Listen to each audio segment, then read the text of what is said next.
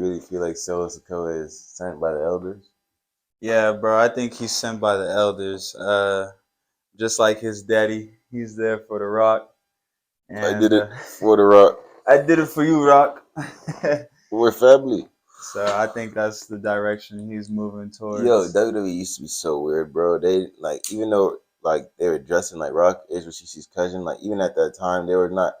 They're trying to address that he's Rikishi's cousin without acknowledging that that's Rikishi's cousin. Isn't Yes. that fucking weird as fuck? It is weird. Like they never actually said it. They just wanted you to catch a vibe because they're both Samoan. Samoan. It's crazy. I just think that's so cool that the Rock's lineage is that like, deep in wrestling. Oh yeah, that shit. He has a long lineage in wrestling, man. Every time you turn around, they introducing a new one of his cousins, And then his daughter's on kids. NXT right now. Right, kids, all type of shit. What? For the public that don't know exactly what I'm smoking on a puff coat. This is a not a puff coat, but called a wuka. This is a wuka, and it's used for taking dabs at an exquisite pace, at an exquisite temperature. So make sure you guys go check out wuka. Wuka. Make sure y'all go check out wuka. It's the shit. It get me faded, so I say Wooka. Wooka. Speaking of King Booker. King Booker is hilarious, dog. Bro, he makes me want to watch NXT because his commentary just be hilarious. I'm not gonna lie, I was enjoying him on NXT, but at the same time, I still rather have him on the main roster. No, he needs to be on the main. No, that's why they did that though. They're like, he's fucking Imagine him entertaining. with Michael Cole. I feel like that'd go crazy. He clown. I feel like did he used to do that? I feel like, yeah, they did do that at one Didn't point. they do it at one point? Yeah. You can remember when Booker was feuding with Cody and Cody kept stepping on him? Yes, bro. I remember that. He tried to feud Cody for the Intercontinental Championship, and every time Cody was like, "You're washed." That's how I knew Cody was that nigga, man. WWE also they did him bogus, but that's how I'm glad he came back. My favorite version of Cody was when he had the mask on. Like he came out with a different demeanor and was just more on it. You know what I mean? My favorite Cody Rhodes was Dashie Cody Rhodes, and I feel like that was a good ass heel. When he was looking all in the mirror and shit, like, nah, that's why I needed his nose to be broken. Because that shit was holding him back. That's what we were that's how we're looking at Austin Theory. When he's coming out with all the selfie shit. Like, bro, look at this fucking dude. Like, come on. But that's kind of more annoying versus Cody never had, like, he didn't carry around a mirror. I thought it was cool his mirror was a part of the Titantron. So you could literally see him. That's twice as fucking annoying. I thought that was cool. That shit is just as bad as Austin Theory's selfie cam, bro. But notice how when both of them like got serious, they started winning more. They started winning more. They started elevating. They started picking up, and they're actually likable by the fans. I just said that because that's when Cody left to go to SmackDown when he left Legacy, and Cody was Husky Harris. He was Bray Wyatt's pro at the time, and he was just winning shit. He was getting an Intercontinental picture. That's when he started. Bro, he was gonna win regardless of that. That shit just sped it up because Bray took months out of his career. So WWE was like, "Well, you got it. You're in the title picture now. You're gonna have to start winning, bro." So he's like, "How can I change this around?" That just shows how diverse Cody is because he literally showed he could play the tale of two sides. He could be the dashing character and he could be the ugly villain. And when he was the ugly villain, that's when he got Ted DiBiase Jr. to be under his wing because he was like, "See, Ted, you over here, niggas are thinking." Because I remember when they were in Legacy, everybody's making it seem like Ted's the second in command or like he's the one that's gonna be the thing. Cody's just. I'm like, nah, Cody's the one for real.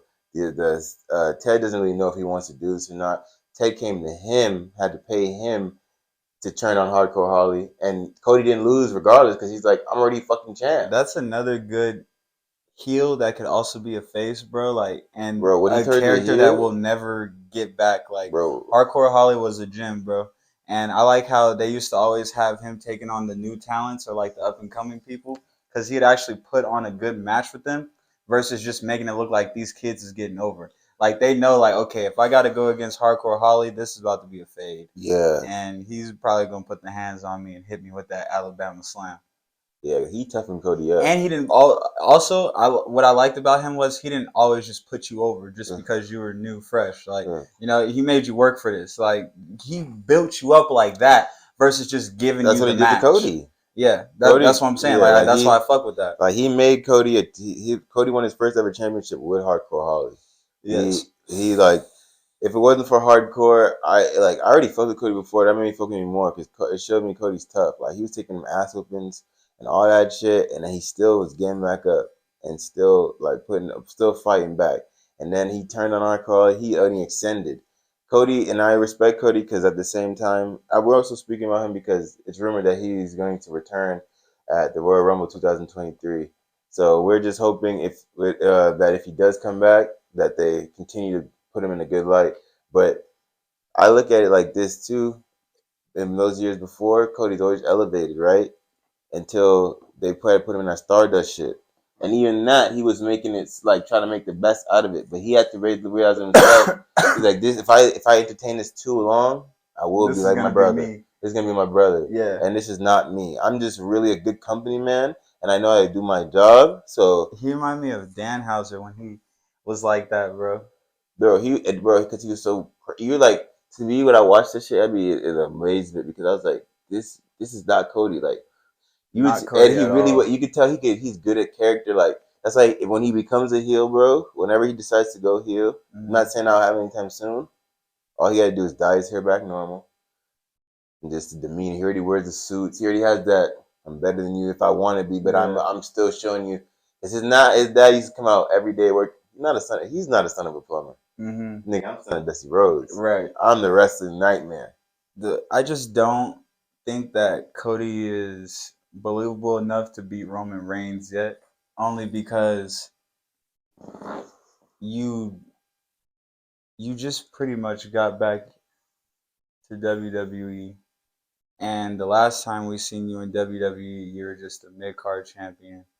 And yeah, you had a big win over Seth, but you haven't really proved yourself to be someone that's of stature to take down Roman Reigns. But that's the thing where that's why it's the road to WrestleMania is so important because yes, he comes back. So he comes back and just wins Royal Rumble. You don't feel like that's enough. Here till April 1st or April 2nd because they go on night 2. Then to end it. Then until then, he's proven himself. He's taken on numerous, just like how Mr. Kennedy, in a couple months, was able to be taken serious as a contender, and all he won was a mid card title. But he beat 10 former world champs. So all he has to do is beat the credible people, like actual. It doesn't have to be that many, but credible people that we both can agree on. Like it's not like but he's, you know what I'm saying? And then it adds to that. I'm not saying take him down, but you never know. It could be because it's a lot of subplots around it too. The bloodline, he could still beat Roman clean, but the bloodline could interfere in a sense of like they fuck him up, but then Roman's like they didn't fuck him up enough, or it's a dissension, and then Roman's distracted, and he's able to. That's still or a clean. Solo turns on him. But I don't. But I want it to be somewhat of a clean victory, so it's not Cody. Cody didn't need him to get slammed or do nothing. You were just your eye was off the ball. But see, that goes back into what I was saying. It's got to be a victory like that because I just don't see him beating Roman straight up. Like I just don't see that happening. But if he do, kudos to him. But at the same time, I just don't see it happening. Who would you like to see go against Roman if not Cody though? Like at WrestleMania. For me, I'd like to see The Rock, but really, how great would it be if Randy Orton won his 15th championship? Yeah, that'd be cooler. Like that'd be cooler, and I think the moment would be bigger and would mean more. Yeah, Randy's done it all, man. Very few. I could see WrestleMania being like a triple threat match. Did they do that the last one? No, they didn't. It was just Brock. Yeah. I don't want it. I like triple threat matches, but I don't like triple threat matches as the main event for Mania.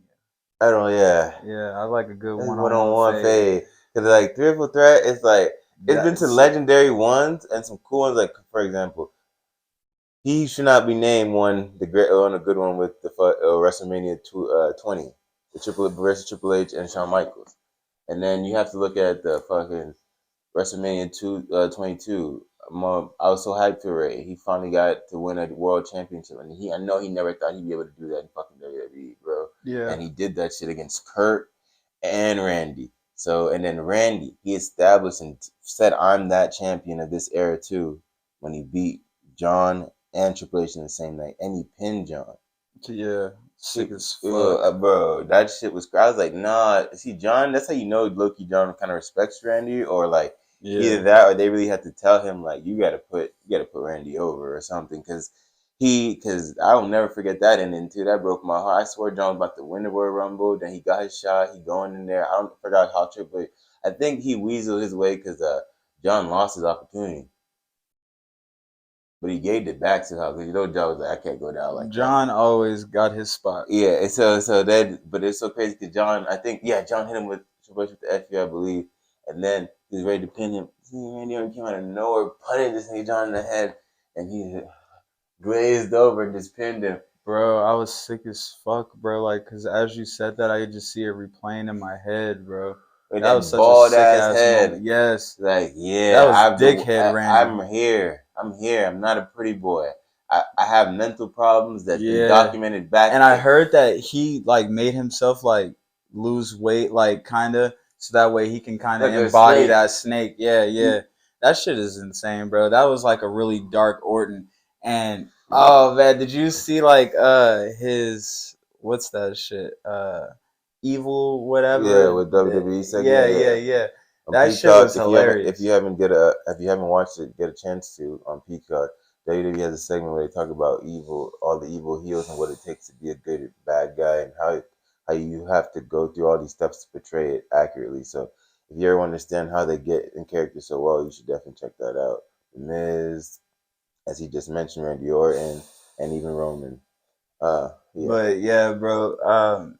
That shit was crazy because Randy was like showing like how he got into character, and he was like slapping himself and just going crazy. And he's like, and then you just I was like, oh shit, Randy, you going nuts on camera right now.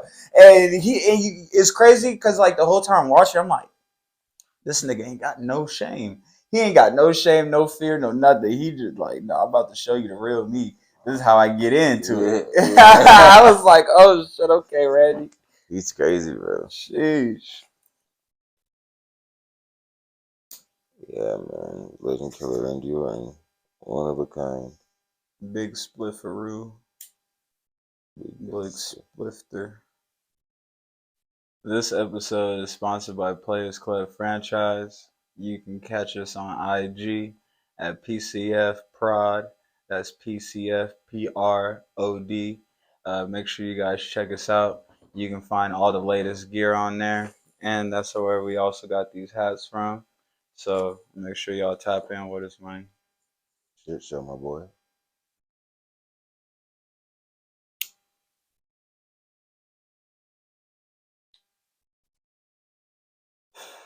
If you were a wrestler today, bro, what would be your name? What would be your gimmick? Honestly, how would you impress the audience? I'd be myself, but I would come through either where I'd have like 3 silhouettes of clothes. Either I'm wearing like some cargos, with hella pockets, or like something like each episode you see me in them. It doesn't matter what type of cargo. You're just like, I want those pants. Like when are they gonna start selling his pants on the website? Like gimmick wise, I have to think more on it, but it'd be like, you see, like, okay, this is why I like people like LA Knight, because his gimmick is not necessarily really anything besides him being himself, and that's me. So if how he's getting it, he can always get it around to be like, yeah, even if you're not like, don't fuck with that shit, because at the end of the day, he's probably like putting exclamation marks on what you're talking about, regardless, or what he's talking about. So I'd make it go back to like, it'd have to be, I set people up like how I talk to people, and I'm like monotone already, so like you gotta Like every time you think you got like, I'll set you up to where you think every time like, yeah, I got him, and then like I just drop it on you and walk Just away, diss you. and then walk away. So I'm just like, everybody just like, what's like, it's like everyone's just gonna know. It's kind of Y'all like don't how know you him like I know him, and he be doing that shit to me. I be thinking, yeah, I got him, and then he go say some sly shit, and it just foils your whole plan and momentum. And he'll say a lot without saying a lot. Yeah, so it's like that's why LA Knight, I fuck with you, bro. I get it. I'm here with you. You don't gotta say too much, but you can't. Everybody feels you, bro.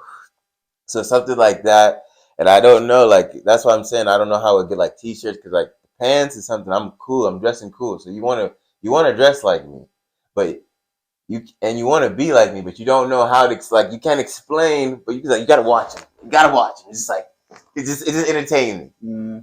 Bruh, What would you do? I feel like I would have such a good ass gimmick. I ain't gonna cap because I could be like, I could kind of be myself. You can kind of be yourself. I kind of be myself, but at the same time, I would be more. I think I would be a good heel. I think Yeah, I like would I just think be a I'd be a heel. heel, but like the fans like would like me, and like just people who are like that would like me. That's what I'm saying. Me But too. like a hell of people not like me. Like, look, check this out. I would have for clothes. It'd be perfect because I'm coming out in basketball warm ups, so kind of cozy, but at the same time athletic. So I would come out in that, and then also I would have for merchandise, I'd have like a silhouette of me, like kind of like how like the NBA has a basketball silhouette of Jerry West. It would kind of be something like me doing like some player shit or like a crazy move or like you're slamming a nigga or something like that, and that would be like my logo. So I would run it like that, and then for the name, I couldn't go. I don't know. I'll probably have to do Jerome. Jerome in the house. Watch your mouth, bitch ass nigga. You get popped in it on set. That's a long name. That's what's the acronym for that? You gotta condense that for the children. Yeah, on the name part, I really just like I don't know. Maybe not Jerome, bro, but I want to I want to be able to use my real name as much as I can.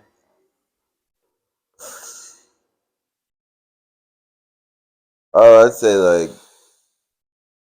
say Maybe not my real name, but like, you know, an abbreviation. Like Jerry Wardson. Like Daniel Bryan's. I'd do some shit like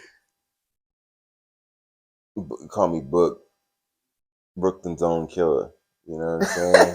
Something cool, something easy. Like you got mocks, but you could just kill like, Cam. Yeah, like it's like I'm not. But that's the only thing I don't want to use, like, because that's somebody's name. So that's why I have to think. Yeah. I'm from Brooklyn. I was gonna see because he's from Harlem. So I'm like, okay, Book, and they'd be like, so Book, what you think about this? And then they'd be like, what's Book mean? You're gonna see the little dots. You know what I'm saying? So like, because I never like really using my name. I'll probably like, I don't know. And I love my name. I just don't. That's just never been me. Like, yeah, and like as a wrestling name, like my name cool, but it's not like a wrestling name. I would need to get a good wrestling name. And for shoes wise, I wear a lot of sneakers. Oh no cap, bro. So I would wear some Air Maxes. I come out with some fucking Air Maxes. Like I'm a big fan. Like, but I would see like Brock Lesnar or like Brock, Goldberg, and The Rock. They all would come out like, okay, well I say more Rock in like 2002 and '01, and Brock for like the first half of his Ruthless Aggression. He'd always come out in his shirt, sweats, and sneakers. So I always looked like that look, and like I would be a fan of when they would wear like the Asics or like Shocks, for example. Rock would wear a lot of Shocks. So like I'd wear like a lot of throwback athletic shit while I'm wearing these cargos and I'm whooping your ass. And then I tape up my wrist. I'll do like I put like I always think about it as like, should I do one arm and one elbow pad or two elbow pad? Because I'm just like, which one's going? What's the look I'm going for? I never really liked the one. I'm like, why don't you go all out? But sometimes two is just too much. But I think I do one on the left just because I'm right-handed. So like when I do like Judas Effect. Hey, shit. You look like you did a Judas Effect. You're like, nigga, you need to go down, bro. You over here doing too much. You over here thinking this shit is cool. You're not cool. I don't think you're cool. But Elmo don't think you're cool. Nigga, I would wear sweats like again like the basketball warm ups or like the Brock Lesnar type sweats or like how The Rock came when he came back in 2012 in his sweats. Yeah. Like I was fucking with those. Like I would wrestle in something that's comfortable like that or just look cool. Like remember like how the Spirit Squad sweats used to look like, especially when they jump off the ladders and shit. Yeah, I'm not gonna lie, bro. The Spirit Squad low-key had some hard fits, but like that's how I would do it. Like I'd wear like I wear a wife beater. Nigga, Yeah, I I get get it it, cracking. bro. See, that's how I'm saying. I got the coach, but yeah. And man, we appreciate y'all smoking with us on another episode of Wrestling with Exotics. It's your boy Franchise Jerry. I think I need to feed you water. Make sure y'all get up with us, man. At Wrestling with Exotics on Instagram. And again, that's Franchise Jerry. I think I need to feed you water. And you've been watching Wrestling with Exotics. WWF.